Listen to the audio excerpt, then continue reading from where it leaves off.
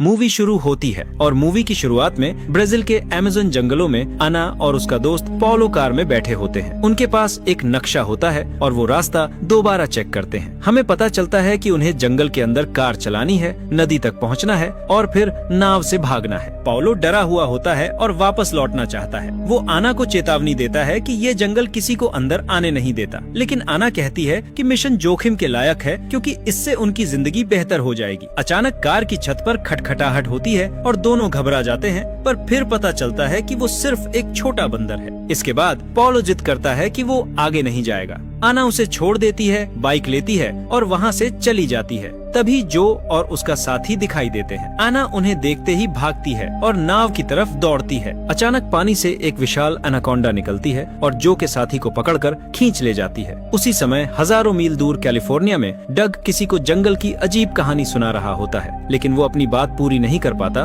क्योंकि जिस जोड़े को वो शूट कर रहा होता है वो उसे बीच में रोक देते हैं। डग का सपना फिल्म डायरेक्टर बनने का था, लेकिन वो अपने करियर में असफल हो चुका है और अब वेडिंग फोटोग्राफर का काम करता है। वो अंदर से बहुत निराश है क्योंकि कोई भी उसके आइडियाज पर भरोसा नहीं करता। दूसरी जगह हम एक नए एक्टर ग्रिफिन को देखते हैं। भले ही उसे छोटा रोल मिला हो, फिर भी वो बहुत एक्साइटेड होता है और सोचता है कि शायद ये उसका बड़ा मौका हो सकता है। वो नर्स के रोल में शूटिंग सेट पर जाता है, लेकिन बार बार गलतियां करता है और उसे निकाल दिया जाता है। ग्रिफिन निराश होकर सेट से निकलता है और रास्ते में पुराने पोस्टर्स की दीवार देखता है। उनमें से एक पोस्टर 90s की फिल्म का होता है, जिसमें एक विशाल एनाकोंडा दिखाई देती है। उसी समय डग का वॉइस मैसेज आता है। हमें पता चलता है कि दोनों बचपन के दोस्त हैं। डग बताता है कि वो ग्रिफिन की माँ से मिला और सुना कि वो नई फिल्म में काम करने वाला है। डग उसे हौसला देता है और कहता है कि वो उस पर गर्व करता है, लेकिन ग्रिफिन ये नहीं बताता कि उसे निकाल दिया गया है। उधर डग अपने लैपटॉप पर लिखता रहता है। तभी उसका बॉस आ जाता है। वो कहता है कि शादी की फोटोग्राफी कभी डग का असली सपना नहीं था, लेकिन उसे भविष्य के बारे में सोचना चाहिए क्योंकि वो जल्द ही रिटायर होने वाला है और जिम्मेदारी डग पर आ जाएगी। बॉस डग से कहता है कि वो अपने काम पर ध्यान दे और सिनेमा का ख्याल छोड़ दे। डग चुप रहता है और कुछ जवाब नहीं देता। इसके बाद हम देखते हैं कि डग अपनी पत्नी मैली के साथ घर लौट रहा होता है। घर पहुंचते ही उसे पता चलता है कि मैली और उसका बेटा चार्ली ने उसके लिए सरप्राइज बर्थडे पार्टी रखी है, जहां उसके सारे दोस्त और पड़ोसी इकट्ठा हैं। वहीं डग अपने दोस्त केनी से मिलता है, जो उसे पर्सनल केयर प्रोडक्ट्स का सेट बर्थडे गिफ्ट देता है। वो अपनी दोस्त क्लेयर से भी मिलता है और बहुत खुश होता है। उसकी खुशी तब और बढ़ जाती है जब उसे सामने ग्रिफिन दिखाई देता है। सभी बचपन के दोस्त फिर से साथ आ जाते हैं। इसी मौके पर ग्रिफिन एक पुराना वीडियो दिखाता है जो बचपन में डग ने डायरेक्ट किया था। उस वीडियो में वो सब मिलकर एक खतरनाक मॉन्स्टर से लड़ते हुए दिखते हैं और साफ नजर आता है कि वो अपनी यादों का पूरा आनंद ले रहे थे।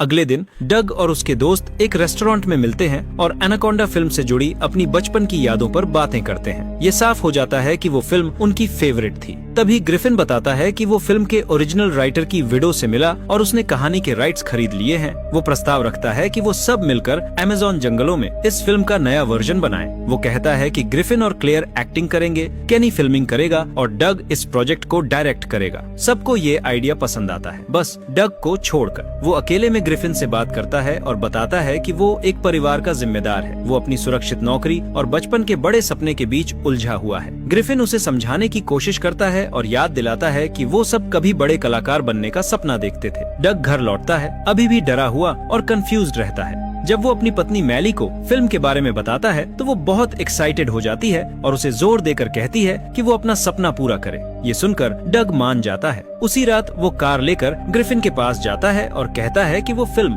डायरेक्ट करने के लिए तैयार है। उसी रात डग नई फिल्म का पहला ड्राफ्ट लिख देता है। अगले दिन वो अपने दोस्तों से मिलता है और बताता है कि फिल्म के लिए लगभग $2 मिलियन चाहिए होंगे। इसमें 3 हफ्तों की ब्राजील यात्रा, नाव किराए पर लेना और शूटिंग इक्विपमेंट शामिल है। वो ये भी बताता है कि वो एक असली एनाकोंडा किराए पर लेना चाहते हैं ताकि फिल्म रियलिस्टिक लगे। सब जल्दी से बैंक जाते हैं, लेकिन बैंक उन्हें सिर्फ छोटा सा लोन देता है। इसके बाद डग बजट फिर से बनाता है और उसे घटाकर सिर्फ $43,000 कर देता है। जब दोस्त फाइनल स्क्रिप्ट पढ़ते हैं तो सबको वो पसंद आती है। अगले दिन डग ब्राजील जाने की तैयारी करता है। उसी समय उसका बेटा चार्ली उसे एक छोटा सा ट्रॉफी जैसा स्टैच्यू देता है, जैसे वो उसकी जीत की निशानी हो। उसका बेटा चार्ली उसे एक छोटा सा ऑस्कर जैसा स्टैच्यू देता है और दुआ करता है कि फिल्म सच में सफल हो और ये अवार्ड जीते। इसके बाद डग और उसके दोस्त ब्राजील के लिए निकल जाते हैं। वहाँ पहुँचते ही डग बताता है कि उसने पूरी यात्रा में एनाकोंडा के बारे में पढ़ा है। वो समझाता है कि ये सांप कैसे बिल्कुल शांत खड़े रहते हैं, शिकार के पास आने का इंतजार करते हैं, फिर अचानक हमला करते हैं, अपने शरीर से लपेटते हैं और तब तक दबाते रहते हैं जब तक शिकार मर न जाए। इसी समय कार्लोस नाम का सांप व्यापारी आता है, जिससे उन्होंने एनाकोंडा किराए पर लेने का सौदा किया था। वो उन्हें अपनी दादी की डरावनी कहानी सुनाता है जो एनाकोंडा का शिकार हो गई थी। फिर कार्लोस उस सांप के बारे में बताता है जो वो उन्हें देने वाला है। वो कहता है कि उसने इस सांप को एक जहरीले नदी से बचाया था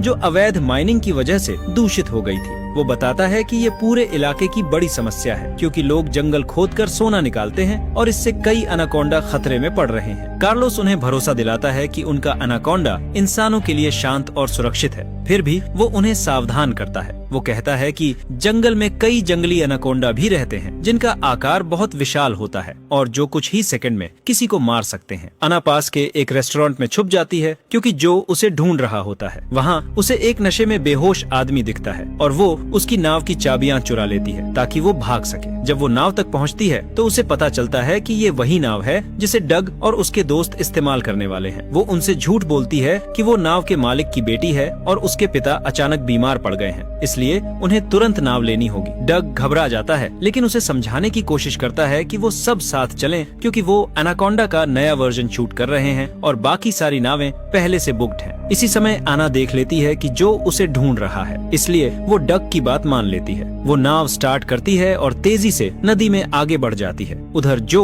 हार्बर के सिक्योरिटी ऑफिसर के पास जाता है और पिछले कुछ घंटों में निकली सारी नावों की जानकारी मांगता है। साफ दिखता है कि वो किसी भी कीमत पर एना को ढूंढना चाहता है। उस रात डग और उसके दोस्त नाव पर साथ खाना खाते हैं और फिल्म शूट को लेकर एक्साइटेड रहते हैं। अगले दिन ग्रिफिन और क्लेयर अपना पहला सीन शूट करना शुरू करते हैं। हमें पता चलता है कि क्लेयर एक बायोलॉजिस्ट का रोल निभा रही है जो एक स्नेक हंटर से सौदा करती है ताकि वो उस एनाकोंडा से बदला ले सके जिसने उसके पूरे परिवार को मार दिया था। फिशरमैन का रोल ग्रिफिन ही निभा रहा होता है। कार्लोस की मदद से केनी एनाकोंडा को शांत खड़े होकर अपने शिकार पर नजर रखते हुए शूट कर लेता है। शूटिंग के दौरान ग्रिफिन और क्लेयर के बीच पुरानी मोहब्बत की चिंगारी फिर से दिखने लगती है। हमें पता चलता है कि वो पहले एक दूसरे से प्यार करते थे लेकिन अपने काम की वजह से अलग हो गए थे। रात के खाने पर पूरी टीम आने वाले एक्शन सीन्स पर चर्चा करती है और फिर सब सोने चले जाते हैं, लेकिन उनका एनाकोंडा धीरे धीरे अपने बॉक्स से निकलकर नाव के अंदर घुस जाता है और सीधे ग्रिफिन के कमरे में पहुंचकर उसके सामने खड़ा हो जाता है। ग्रिफिन नींद से जागते ही सांप को देखकर जोर से चीखता है। उसकी आवाज सुनकर सब जाग जाते हैं और कार्लोस पर लापरवाही का आरोप लगाते हैं। कार्लोस उन्हें शांत करता है और भरोसा दिलाता है कि सांप दोबारा बॉक्स से बाहर नहीं आएगा। अगले दिन टीम फिल्म का सबसे खतरनाक सीन शूट करने की तैयारी करती है। कार्लोस सांप को पकड़कर ग्रिफिन के करीब लाता है। पहले ग्रिफिन हिचकिचाता है लेकिन डग समझाता है कि ये कहानी का बहुत जरूरी मोमेंट है तो वो मान जाता है। जैसे ही एनाकोंडा अपना मुंह खोलता है ग्रिफिन घबरा जाता है और उसे नदी में फेंक देता है। सांप सीधे नाव के इंजन में फंसकर टुकड़े टुकड़े हो जाता है। कार्लोस ये देखकर सदमे में आ जाता है और बहुत दुखी हो जाता है। उस रात कार्लोस मरे हुए एनाकोंडा का अंतिम संस्कार करता है। उसी समय जो का एक आदमी उनकी नाव तक पहुंच जाता है और दूर से उन पर नजर रखता है, लेकिन इससे पहले कि वो खबर दे पाता नदी से एक विशाल एनाकोंडा निकलती है और उसे निगल जाती है। नाव पर ग्रिफिन कार्लोस के पास जाता है, उसे सांत्वना देता है और सांप की मौत के लिए माफी मांगता है। कार्लोस उसका माफी स्वीकार कर लेता है। तब ग्रिफिन बताता है कि वो चाहता था कि नई फिल्म कामयाब हो क्योंकि वो अपनी जिंदगी की असफलताओं से थक चुका है। ये सुनकर कार्लोस भावुक हो जाता है और तय करता है कि वो जंगल जाकर दूसरा एनाकोंडा पकड़ेगा ताकि टीम फिल्म पूरी कर सके। ग्रिफिन खुश होकर उसके साथ जाने का फैसला करता है। दोनों एक पानी के दलदल में अंदर जाते हैं। आसपास का माहौल देखकर ग्रिफिन डर जाता है और कार्लोस से वापस लौटने को कहता है, लेकिन कार्लोस उसकी बात अनदेखी कर आगे बढ़ता रहता है। ग्रिफिन अकेले वापस लौटने का फैसला करता है जबकि कार्लोस वहीं सांप ढूंढता रहता है। अचानक एक बड़ा एनाकोंडा प्रकट होता है, कार्लोस के शरीर से लिपट जाता है और उसे पानी के नीचे खींच लेता है। ग्रिफिन नाव पर लौटकर डग को बताता है कि कार्लोस जंगल में खो गया है। डग उसे दिलासा देता है और कहता है कि कार्लोस इस इलाके का जानकार है और खुद वापस आ जाएगा, लेकिन कई घंटे बीत जाते हैं और कार्लोस वापस नहीं आता। डग और बाकी लोग तय करते हैं कि वो कार्लोस को ढूंढने जाएंगे और आना को भी साथ ले लेते हैं। जंगल पहुंचकर उन्हें एक खाली पड़ी कार मिलती है तो वो उसी में बैठकर आगे बढ़ते हैं। अचानक विशाल अनाकोंडा कार्लोस की लाश कार के ऊपर फेंक देती है और फिर उनके सामने अपना डरावना रूप दिखाकर जंगल में गायब हो जाती है। सब घबरा जाते हैं और कार से भागने की कोशिश करते हैं, लेकिन कार की बैटरी खराब हो जाती है। डग धीरे धीरे नीचे उतरकर बोनट खोलता है ताकि आवाज न हो और वो बैटरी की तारें जोड़ने में कामयाब हो जाता है। तभी अनाकोंडा अचानक हमला कर देती है, मगर डग मुश्किल से बचकर जल्दी से कार में कूद जाता है। ग्रिफिन कार पूरी तेजी से चलाता है, लेकिन जो के आदमी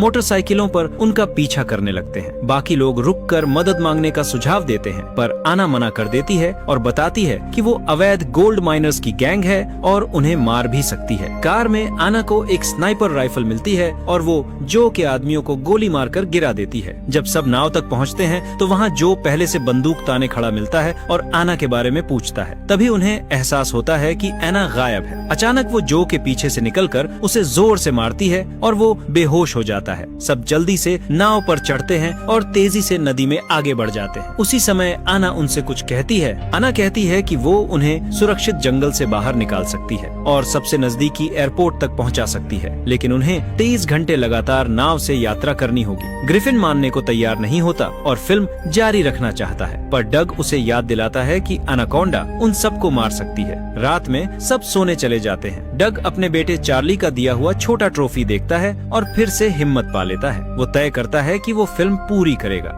अगली सुबह वो अपने दोस्तों को नया स्क्रिप्ट दिखाता है, जिसमें उसने आना का कैरेक्टर जोड़ दिया है और इलीगल गोल्ड माइनिंग वाली गैंग की कहानी भी शामिल कर दी है। सबको ये आइडिया पसंद आता है और शूटिंग फिर से शुरू हो जाती है, लेकिन ग्रिफिन और क्लेयर चौंक जाते हैं क्योंकि डग अब आना पर बहुत ज्यादा ध्यान दे रहा होता है और वो उन्हें एक दिन की छुट्टी दे देता है ताकि वो सिर्फ आना के सीन्स शूट कर सके। रात में ग्रिफिन अकेले में क्लेयर से बात करता है। वो उसे बताता है कि वो अपनी जिंदगी में असफल महसूस करता है और चाहता था कि वो उसके जैसा सफल बन सके। क्लेयर ईमानदारी से कहती है कि उसकी पर्सनल लाइफ पूरी तरह बिखरी हुई है और दोनों को एहसास होता है कि वो अभी भी एक दूसरे से प्यार करते हैं। अगले दिन ग्रिफिन सीधे डग से कन्फ्रंट करता है और कहता है कि वो आना पर जरूरत से ज्यादा फोकस कर रहा है। दोनों बहस कर ही रहे होते हैं कि तभी एक बड़ी प्रोडक्शन शिप जिसमें हॉलीवुड स्टार्स भरे होते हैं उनकी नाव के पास से गुजरती है। जब डग क्रू से पूछता है तो उसे पता चलता है कि वो लोग भी एनाकोंडा का नया वर्जन शूट कर रहे हैं। ये सुनकर सब हैरान और शॉक्ड रह जाते हैं। सब लोग ग्रिफिन से पूछते हैं कि क्या उसने सच में लेखक की विधवा से कहानी के राइट्स खरीदे थे। ग्रिफिन मान लेता है कि उसने झूठ बोला था, सिर्फ इसलिए ताकि सब अपने सपने पूरे कर सकें। डग बहुत गुस्सा हो जाता है और ग्रिफिन को नाव से निकाल देता है। ग्रिफिन अपना सामान लेने जाता है और छोटी बोट तैयार करता है। क्लेयर उसके पीछे जाती है और उसे रोकने की कोशिश करती है, लेकिन वो नहीं मानता। जब वो पूछती है कि वो कहाँ जाएगा तो ग्रिफिन कहता है कि वो उस प्रोडक्शन शिप पर जाएगा ताकि वहीं से अमेरिका लौट सके। थोड़ी देर बाद ग्रिफिन चौंक जाता है क्योंकि वो शिप पूरी तरह तबाह पड़ी होती है।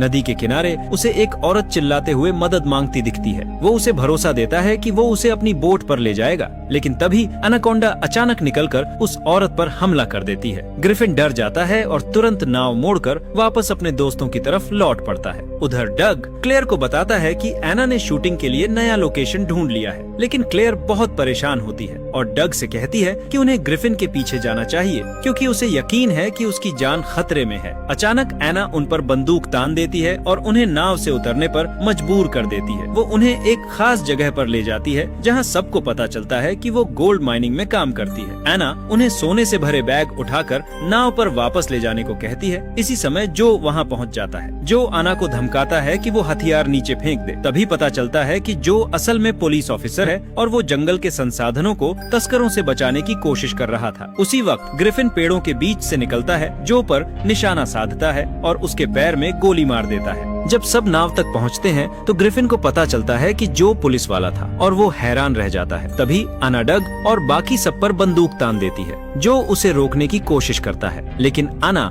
बिना झिझक उसे गोली मार देती है। फिर वो सबको मारने की तैयारी करती है। क्लेयर उससे बात करती है और हाथ जोड़कर विनती करती है कि उन्हें जाने दे, लेकिन आना नहीं मानती। अचानक क्लेयर उस पर हमला करके उससे बंदूक छीन लेती है। उसी पल पानी से विशाल एनाकोंडा निकलती है और आना को पकड़कर गहराई में खींच ले जाती है। सब लोग घबराकर नाव की तरफ भागते हैं, लेकिन एनाकोंडा फिर से प्रकट होती है, डग को निगल लेती है और जंगल में गायब हो जाती है। डग के मरने से सब बुरी तरह टूट जाते हैं। उनके पास नाव पर लौटने के अलावा कोई रास्ता नहीं बचता। रास्ते में ग्रिफिन खुद को दोषी महसूस करता है कि उसी की वजह से सब यहाँ आए। क्लेयर उसे समझाती है कि ये सबकी अपनी मर्जी थी और दोष सिर्फ उसका नहीं है। वो कहती है कि अब उन्हें जल्दी नाव तक पहुंचना होगा। ग्रिफिन मान जाता है और सब आगे बढ़ते हैं। तभी उन्हें जमीन पर डग की लाश पड़ी मिलती है और उसके पास एक छोटे सुअर का शव भी पड़ा होता है। उन्होंने डग की लाश को जमीन पर सीधा लिटा दिया और उसके ऊपर छोटा सुअर रख दिया ताकि वो बेट बन जाए और एनाकोंडा का ध्यान उनकी तरफ से हट जाए। फिर सब थोड़ी दूरी पर झाड़ियों में खड़े होकर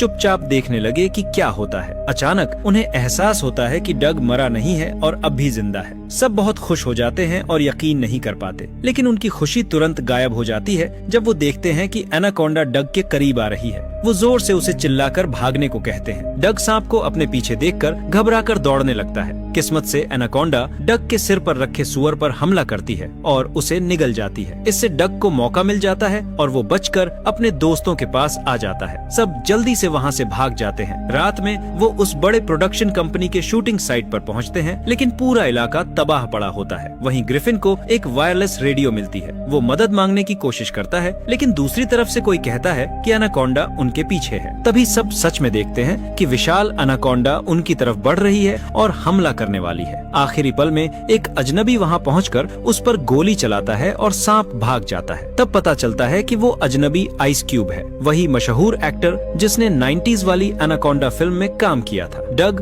और बाकी सब उसे देखकर हैरान और प्रभावित हो जाते हैं। आइस क्यूब उन्हें बिना देर किए अपने साथ ले जाता है। आइस क्यूब उन्हें एक सुरक्षित जगह पर ले जाता है। वहाँ वो बताता है कि पूरा इलाका कैमरों और विस्फोटकों से भरा हुआ था, लेकिन एनाकोंडा ने कंट्रोल सिस्टम्स तबाह कर दिए हैं। वो कहता है कि उसे जेनिफर लोपेज को ढूंढना है क्योंकि वो गायब है। जाने से पहले वो उन्हें एक सिग्नल गन देता है ताकि वो अपना बचाव कर सके। फिर सब उससे सेल्फी लेने की जिद करते हैं। वो मान जाता है, फोटो खिंचवाता है और चला जाता है। इसके बाद डग और ग्रिफिन तय करते हैं कि वो एनाकोंडा को मारेंगे और साथ साथ इसे फिल्म के क्लाइमैक्स की तरह शूट भी करेंगे। केनी और क्लेयर सारे काम कर रहे कैमरे और लाइट्स चालू कर देते हैं। डग और ग्रिफिन कार में बैठकर एनाकोंडा को एक्सप्लोजन जोन तक खींचकर लाने की योजना बनाते हैं। ग्रिफिन जोर से चिल्लाकर एनाकोंडा का ध्यान खींचता है। सांप दिखाई देता है और उनका पीछा करने लगता है। डग पूरी स्पीड में कार भगाता है और उसे तय जगह तक ले जाता है। वहाँ पहुँचते ही वो बम फोड़ते हैं, लेकिन विस्फोट का एनाकोंडा पर कोई असर नहीं पड़ता। तब ग्रिफिन पास जाकर सिग्नल गन से पास पड़े गैस सिलेंडर पर निशाना लगाता है और उसे उड़ा देता है। जोरदार धमाका होता है और विस्फोट एनाकोंडा को पूरी तरह खत्म कर देता है। डग अभी भी हिलती हुई एनाकोंडा पर हमला करता है और अपने बेटे से मिली हुई छोटी ट्रॉफी से उसे चाकू की तरह घोंप देता है। आखिरकार डग और उसके दोस्त इस डरावने कांड से बच निकलते हैं। कुछ समय बाद उनकी फिल्म एक फिल्म फेस्टिवल में दिखाई जाती है। वहाँ उन्हें वही पहचान और तारीफ मिलती है जिसका वो सपना देखते थे। उससे भी बड़ा झटका तब लगता है जब जेनिफर लोपेज खुद डग के घर आती है। उसकी फिल्म देखकर बेहद प्रभावित होती है और उसे अगला एनाकोंडा सीक्वल डायरेक्ट करने का ऑफर देती है। ये सुनकर डग खुशी से बेहोश हो जाता है। फिर हम वापस जंगल में जाते हैं जहाँ कार्लोस होश में आता है और ये देखकर खुश होता है कि वो अभी भी जिंदा है। फिल्म यहीं खत्म होती है।